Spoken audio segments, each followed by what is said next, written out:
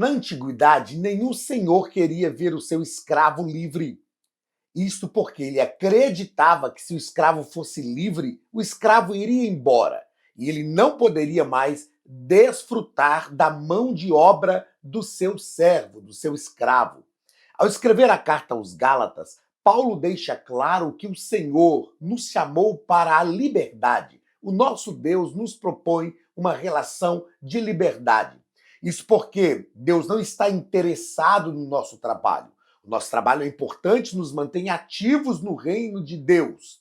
Mas Deus está interessado no nosso relacionamento. Quando Jesus disse que ele tinha vindo para aliviar o fardo dos cansados, ele afirmou: vinde a mim, todos vós que estáis cansados e sobrecarregados, e eu vos aliviarei. Jesus não disse: vinde ao trabalho, vinde ao ministério, ele disse: vinde a mim. Esta é a proposta do evangelho, uma proposta de relacionamento. E relacionamento só é verdadeiro quando o outro se sente livre para se relacionar.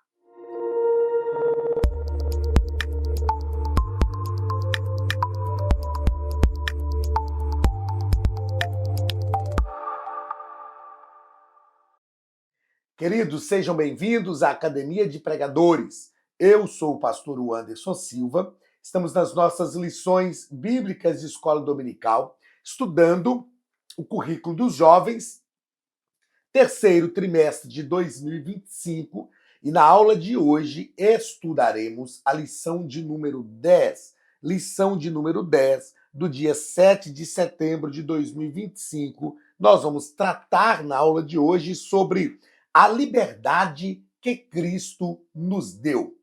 Queridos, nem todo mundo gosta de ver o outro livre. Nem todo mundo gosta de saber que o outro terá liberdade. Na verdade, nós vivemos uma sociedade que tem a mentalidade de querer escravizar o outro, não simplesmente por maldade. É claro que escravizar o outro sempre é ruim, mas porque é uma sociedade antropocêntrica, voltada tão somente para os seus próprios desejos e que vai fazer de tudo para que o outro realize a vontade de cada um. Então, as pessoas começam a cercear, até sem perceber, cercear a liberdade do outro. Mas o Evangelho de Jesus Cristo é um convite para a liberdade. Sem liberdade não há evangelho, porque o evangelho veio justamente para nos libertar. O texto principal da nossa lição está em Gálatas, capítulo de número 5, versículo 2. Eis que eu, Paulo, vos digo que, se vos deixardes circuncidar, Cristo de nada vos aproveitará. Nós estamos estudando durante todo esse trimestre sobre esta luta de Paulo contra os judaizantes, não é? Que queria obrigar os crentes da Galácia a se circuncidarem.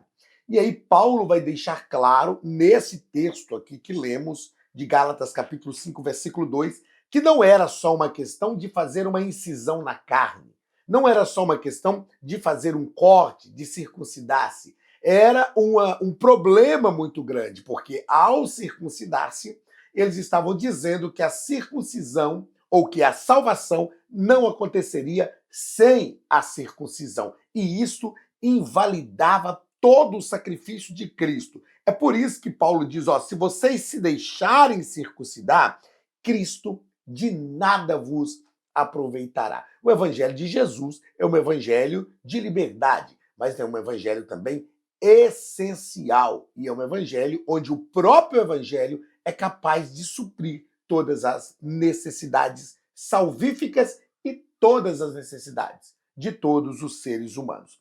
O resumo da nossa lição nos diz que o abandono da liberdade que Cristo nos deu tem causas desastrosas. Veja só, nós estamos afirmando que Cristo nos chamou para a liberdade.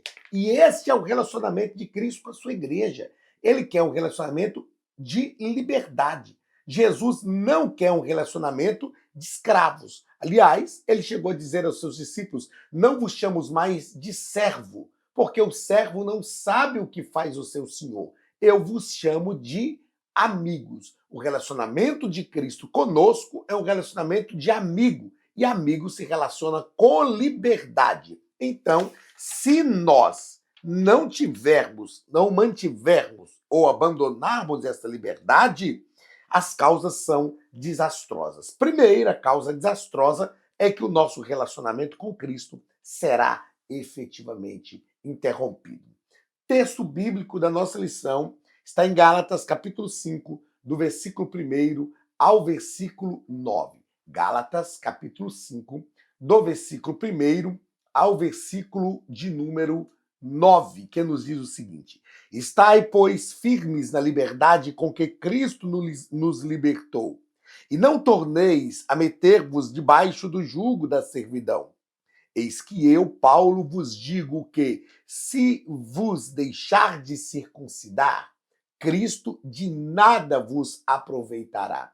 E de novo, protesto a todo homem que se deixa circuncidar, que está obrigado a guardar toda a lei. Separados estáis de Cristo, vós os que vos justificais pela lei, da graça tendes caído.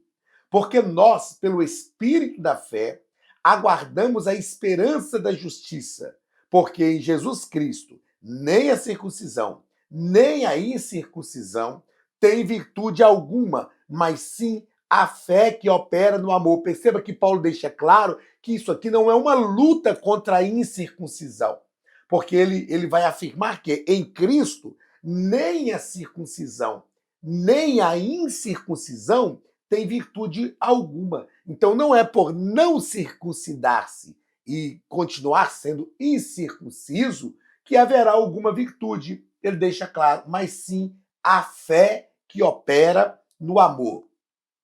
Corrieis bem. Quem vos impediu para que não obedeçais à verdade? Esta persuasão não vem daquele que vos chamou. Um pouco de fermento leveda toda a massa. Querido, lendo esses textos da carta aos Gálatas, nós percebemos o esforço de Paulo para manter a ortodoxia doutrinária para a igreja. Nós percebemos o esforço do apóstolo Paulo ensinando as igrejas da Galácia que as igrejas, deveriam permanecer firmes naquilo que já estavam vivendo, na caminhada, na jornada que já estavam vivendo. E esta é uma mensagem muito relevante e muito atual para cada um de nós. Primeiro ponto da nossa lição vai tratar sobre a circuncisão tem algum valor?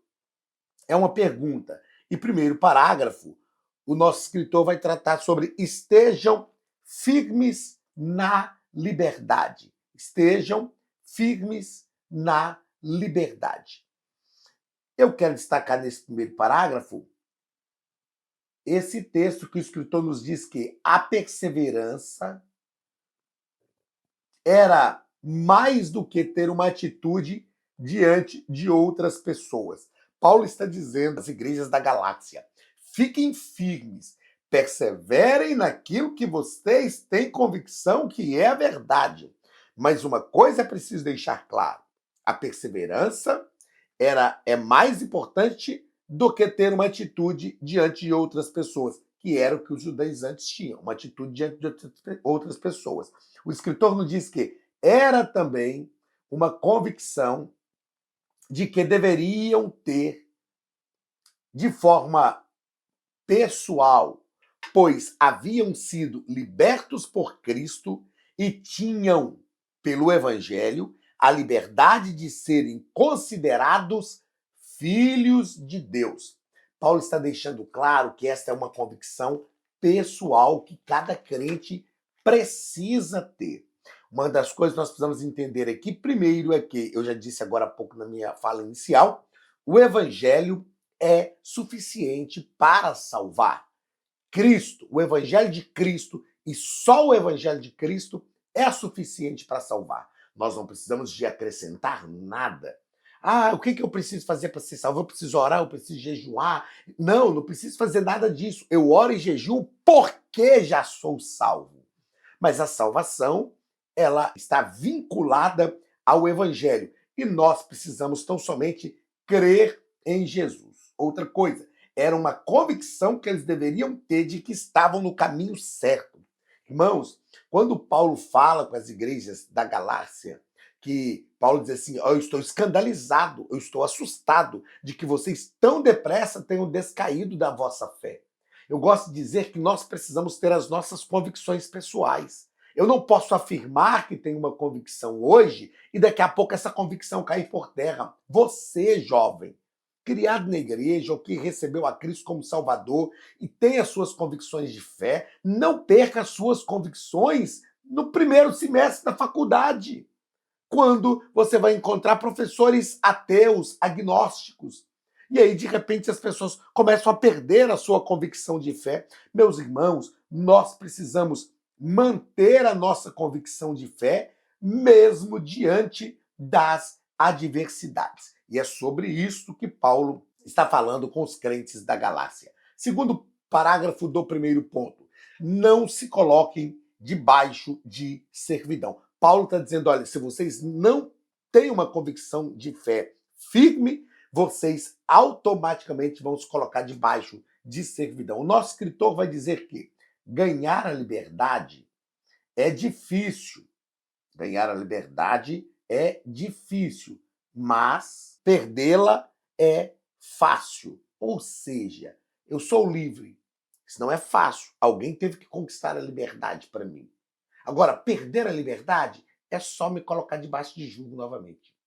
Nós não estamos tratando aqui sobre a salvação, é fácil perder a salvação? Não, nós estamos tratando aqui do combate de Paulo aos judaizantes, ok? Outra coisa que o nosso escritor deixa claro para a gente é: Deus pôs em liberdade os filhos de Abraão, retirando-os da escravidão egípcia, mas quando chegaram à terra prometida, por se esquecerem de Deus, acabaram sendo subjugados pelos povos que não expulsaram daquela terra. Então o nosso escritor está mostrando o seguinte: não é fácil conquistar a liberdade, mas é fácil perdê-la. E aí ele dá esse exemplo dos filhos de Israel. Eram livres. Eles iniciaram a construção da sociedade judaica no Egito. Aí Deus tirou o povo do Egito, caminhou por 40 anos no deserto, introduziu na Terra Prometida, e agora, quando eles estão na Terra Prometida, eles se colocam debaixo de jugo de servidão. Então, nós precisamos manter a liberdade. Não se coloque debaixo de jugo de servidão. Não entre, não abandone a liberdade que o Senhor te deu. Não esteja escravo novamente. Só em Cristo nós somos verdadeiramente livres. No mundo, todo ser humano é escravo do pecado. Terceiro parágrafo do primeiro ponto. A Academia de Pregadores tem um recado para você. Você está assistindo a uma aula da Academia de Pregadores, a maior escola bíblica online da América Latina. São mais de 60 cursos completos, com certificados e reconhecimento da CGADB, a Convenção Geral das Assembleias de Deus no Brasil. Se você deseja crescer em graça e conhecimento, fazer dezenas de cursos, fazer o básico, o médio, bacharel em teologia, capelania, hebraico bíblico e tantos outros, você deve se matricular e começar agora mesmo a sua jornada de crescimento na Palavra de Deus. Aqui, na descrição do vídeo, nós deixamos um link especial que contém uma promoção exclusiva para o nosso canal do YouTube. Clique no link e conheça mais. Guardar a lei obriga o crente a guardá-la toda a lei. Então, o padrão da lei é altíssimo.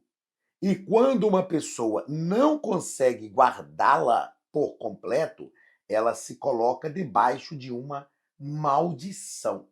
A palavra de Deus vai nos deixar claro que quebrar um princípio só da lei, isso já faz com que a pessoa seja culpada de toda a lei. Paulo está deixando claro, e Paulo vai deixar claro o seguinte: olha, ninguém conseguiu guardar a lei até hoje, a não ser Cristo. só ele. E em Cristo nós somos chamados, então, para esta liberdade. Outra coisa que o nosso escritor propõe é possível que os Gálatas pensassem que por viver uma vida antes desregrada, poderia ser interessante se submeterem a um conjunto de regras que lhes desse uma identidade, um direcionamento. Ou seja, nós precisamos de uma norma restritiva. É como se os crentes da Galácia estivessem pensando justamente isso. Já que nós vivemos de forma desregrada anteriormente, o que nós precisamos agora é de uma norma restritiva. Não. As normas restritivas, elas não impedem que a pessoa as quebre. As pessoas quebram as normas. O que os crentes da galáxia precisavam entender é que eles haviam sido chamados por Deus e precisavam do auxílio do Espírito Santo para manter o seu posicionamento diante de Deus.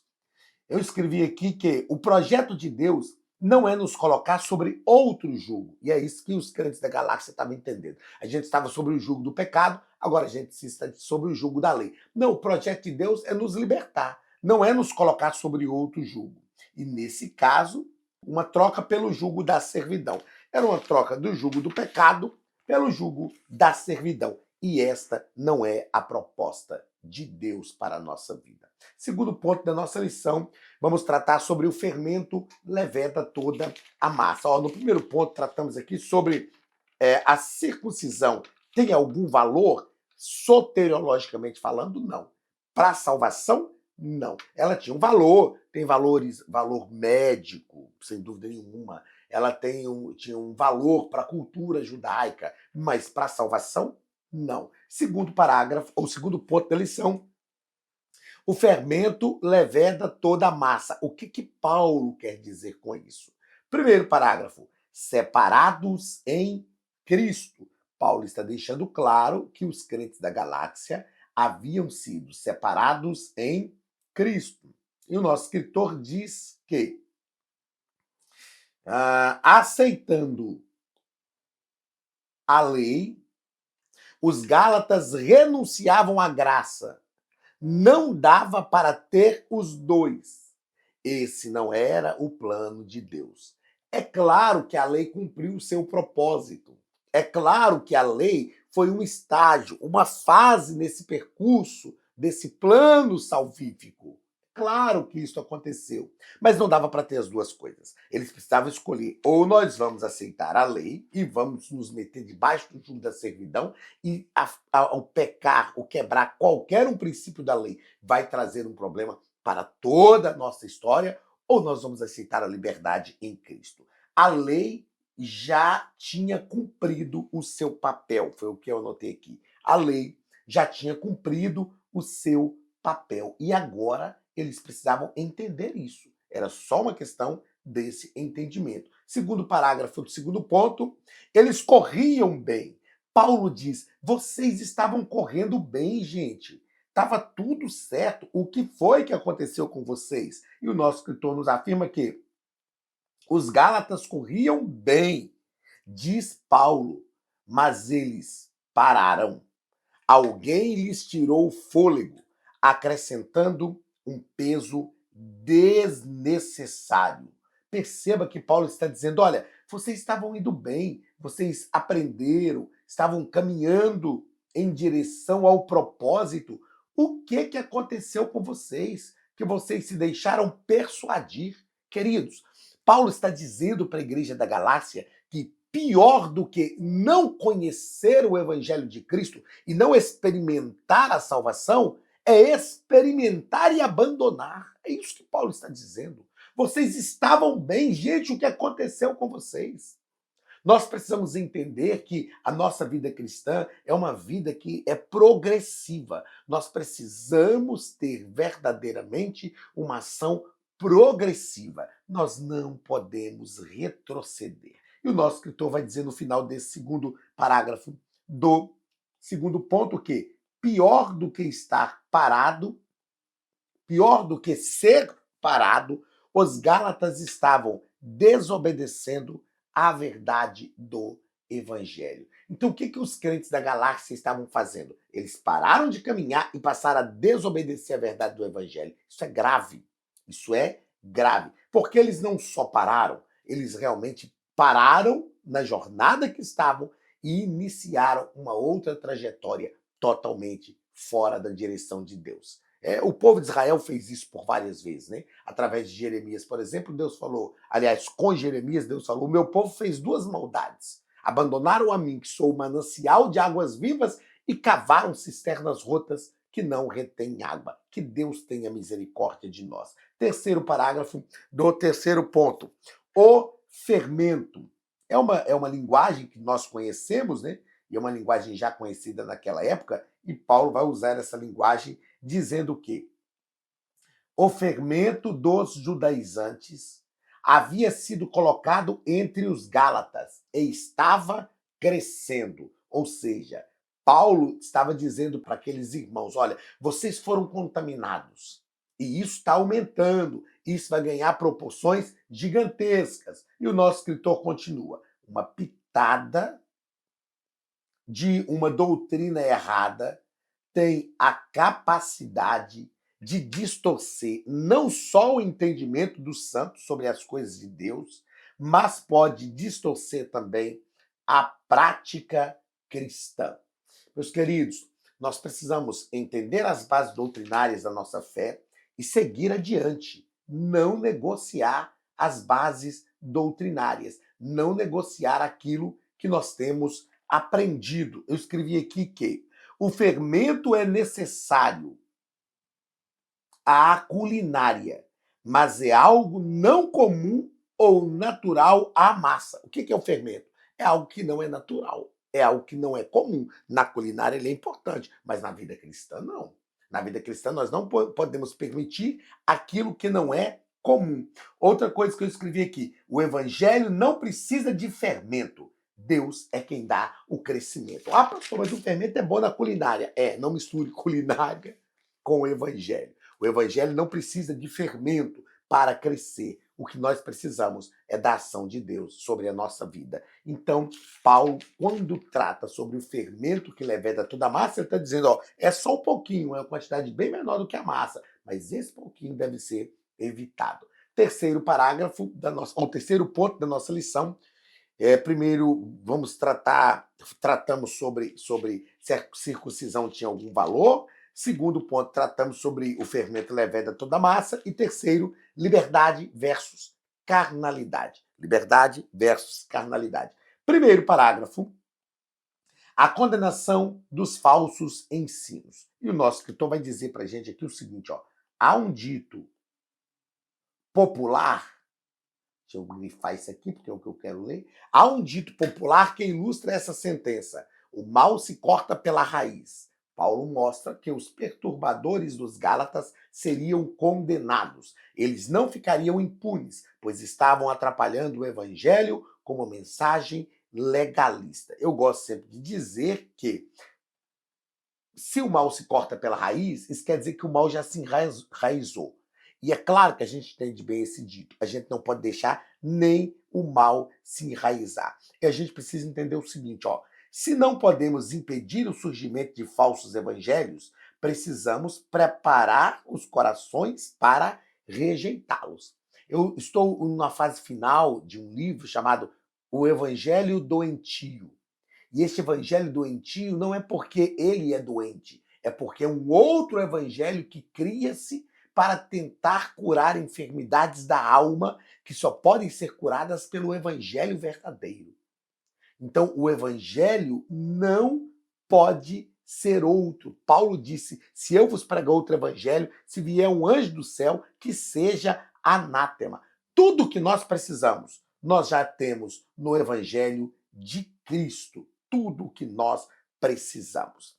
Segundo parágrafo desse terceiro ponto, dando ocasião à carne. O nosso escritor vai dizer que os Gálatas deveriam se valer da liberdade que ganharam em Cristo para servirem melhor a Deus e uns aos outros. O que se esperava deles era exatamente isso. o nosso escritor também nos diz que o serviço cristão é um ponto forte. O serviço cristão é, deixa eu voltar aqui, que eu quero só até aqui, isso. O serviço cristão é um ponto forte da fé, pois é necessário que tenhamos comunhão uns com os outros. Escravos brigam entre si, filhos se ajudam mutuamente. Então nós precisamos entender que nós fomos verdadeiramente chamados para a liberdade e não podemos dar ocasião à carne. Salmo 133 diz: ó, como é bom e agradável viverem todos unidos como irmãos. Então, a nossa comunhão uns com os outros é um reflexo da nossa comunhão com Cristo.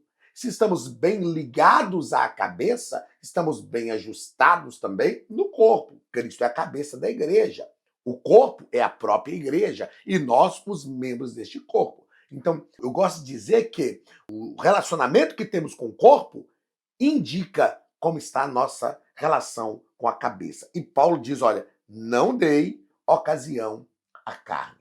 Terceiro parágrafo do terceiro ponto e último ponto da lição, o cuidado de uns para com os outros. O cuidado de uns para com os outros. Nos diz o nosso escritor, parece que na Galácia os judaizantes conseguiram não somente atrapalhar o entendimento da salvação pela graça, mas também gerar conflito entre os irmãos. Porque Paulo escreve: se, porém, vos mordeis e devorais uns aos outros, vede, não vos consumais também uns aos outros. E aí Paulo vai deixar claro que esses crentes da galáxia, eles estavam num caminho tão tortuoso que eles não só estavam perdendo a comunhão com Deus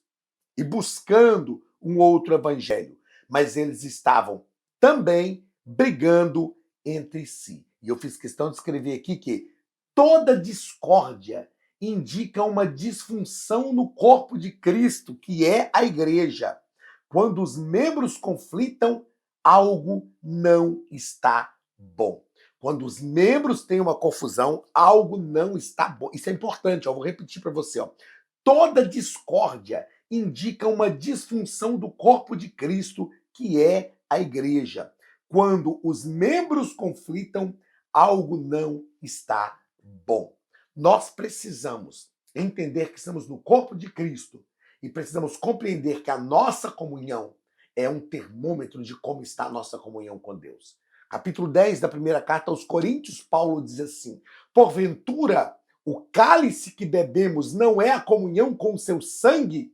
Ceia do Senhor, comunhão vertical. Mas ele diz, e o pão que partimos não é a comunhão com o seu corpo? Comunhão horizontal. Então a nossa comunhão tem que ser com o Senhor. E quanto maior for a nossa comunhão com o Senhor, mais nós teremos comunhão uns com os outros. Que o Senhor nos ajude, que a graça de Deus esteja sobre a nossa vida e que nós nos direcionemos conforme a vontade do Senhor, porque Ele quer que nós vivamos a plenitude do Evangelho e a plenitude da comunhão uns com os outros. Deus te abençoe. Um grande abraço do pastor Anderson Silva, da Academia de Pregadores, e até a nossa próxima aula. Em nome de Jesus.